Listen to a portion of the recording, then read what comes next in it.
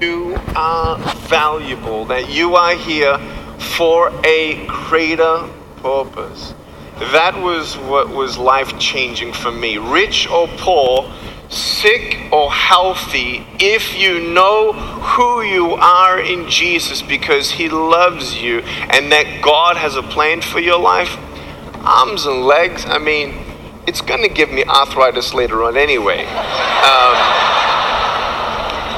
I just want you to know that in life, we look for things. But the one thing that we must find is hope. And some of us waste our entire life looking in the wrong places. And for those of you who do not know me, I just want you to know that when I was a kid, I was wishing that God would give me arms and legs. He didn't give me arms and legs, but He healed my heart and He gave me heaven in my heart. And I just love the idea of hope, real hope. Now, hope you might think is, well, just a coping mechanism for you, Nick. But heaven is real, just as miracles are real. Well, if miracles are real, then where are your arms and legs? Well, my answer is I have a pair of shoes in my closet in case he says yes. Because I've seen 12 miracles. I can look you without flinching in the eyes and saying, I've seen blind people seeing, deaf people hearing, lame people walking. I've seen crooked backs come straight, skin diseases fall off bodies. But yet I remember when I was a kid, when I was 6 years old, watching how the last days of my 27-year-old first cousin died of bowel cancer. Even though I pleaded for God to keep him alive, God took him where? Home. There is a place called heaven, whether you see it or not. That doesn't change the existence of God's ultimate plan for our life. What is that plan? In Jeremiah, he says that there is a plan. God has a plan. Sometimes we're like, can I suggest a plan B? That's what I was doing. Because heaven didn't seem real to me at times.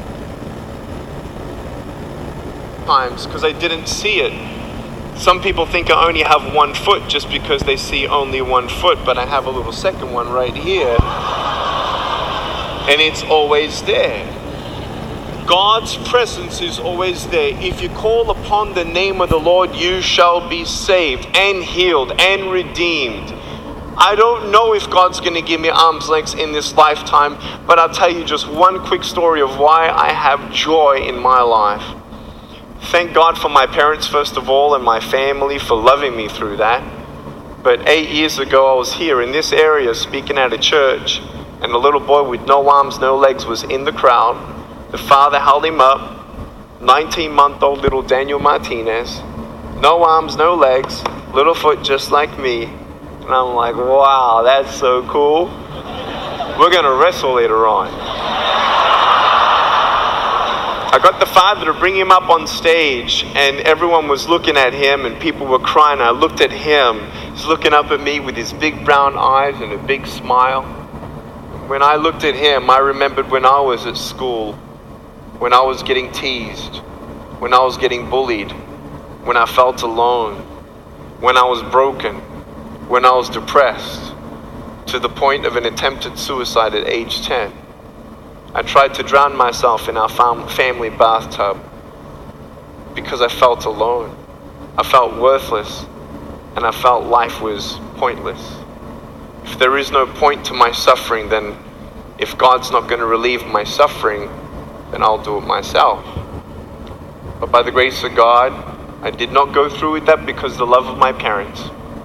But I thought one way of really seeing a miracle would be if God would send a limbless man to my school and talk to all these kids about bullying.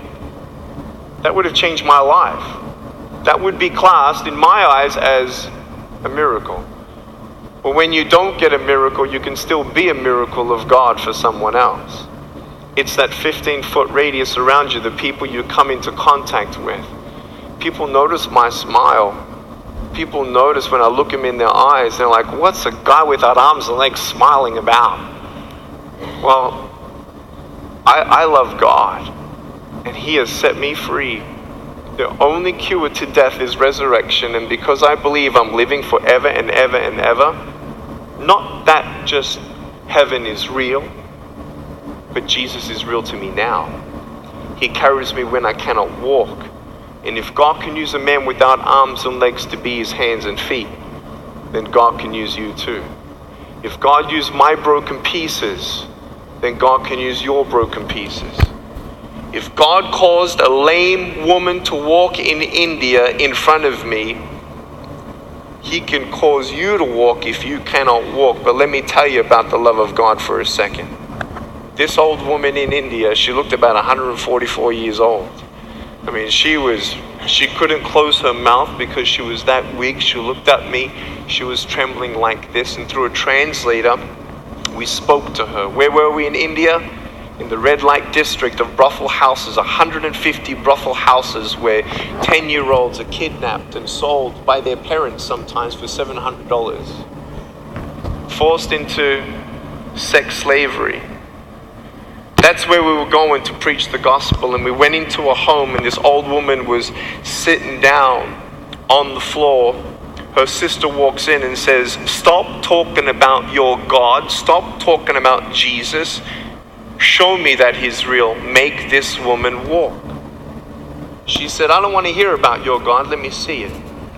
So I sort of took a step back, and I'm like, "Okay, God, you know that she's putting you on the spot here, not me, right? You know that you're not putting me on the spot. She's putting you on the spot. I just want you to get that here."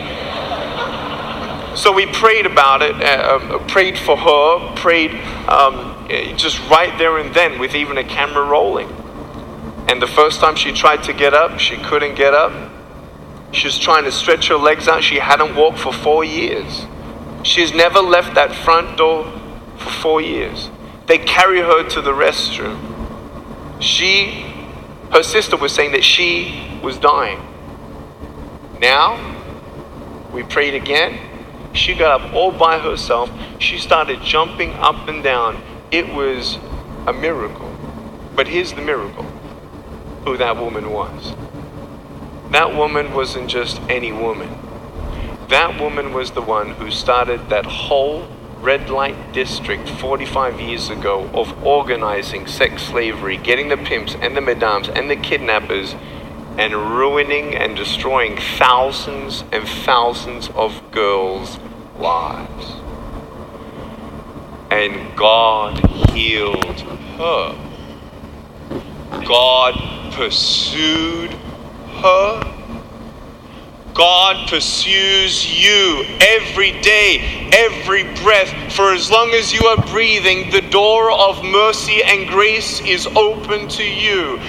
Adam and Eve, who had no belly button, by the way, were with God in the Garden of Eden. God wanted us as a family.